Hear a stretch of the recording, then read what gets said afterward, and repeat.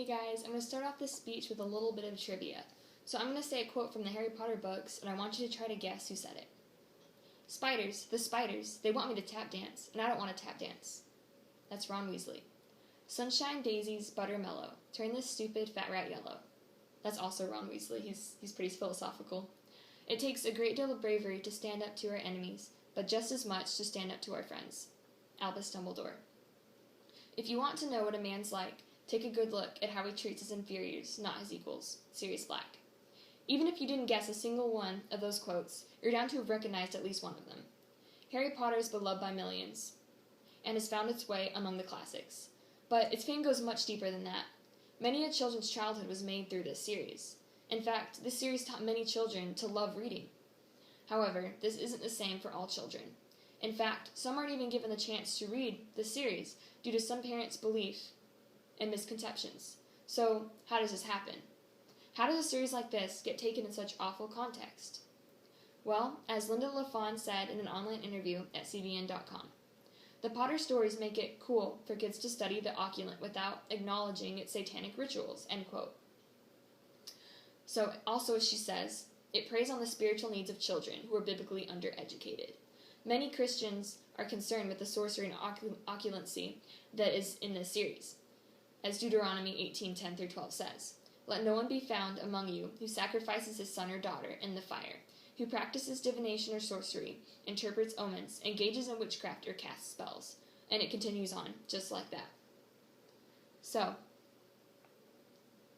many of these Christian parents believe that magic also questions the lack of dependence on God. So yes, sorcery is condemned in the Bible, and children should know to stay away from actual sorcery. But one thing that Harry Potter doesn't teach is sincerely pursuing actual dark arts and pagan rituals. The magical part in Harry Potter is only background noise. In the end, it's no different than reading realistic fiction, just with a flair that ignites imagination. Sure, children may play act magic because of Harry Potter, but that's only on the surface. There's so much more involved. For instance, this is The Lion, the Witch, and the Wardrobe by C.S. Lewis. It uses some of the same imagination and appeals to the young readers. In fact, one thing that this book is famous for is being an allegory for the life of Jesus. For instance, Aslan, the lion, and the hero, one of the heroes in this book, ends up sacrificing himself just like Jesus did to save one of the main characters. In the same way, Harry Potter, in this book, sacrifices himself to save his school and to save his friends. And both of them actually end up coming back from the dead, just like Jesus Christ.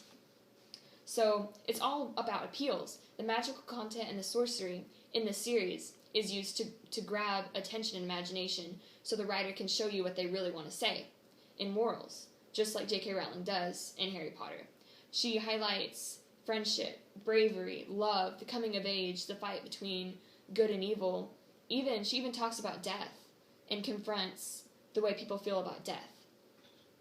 So, overall, Harry Potter is a battle between good and evil, and it teaches children more than just sorcery and occlumency. So, all in all, though it is considered immoral, there are many morals in the story, more morals in the story than you would think. It's worth reading.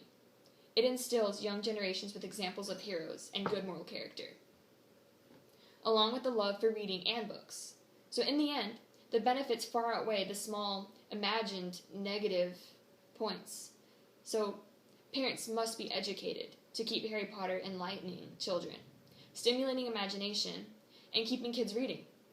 But this is something that everyone must have a hand in to get rid of these misconceptions.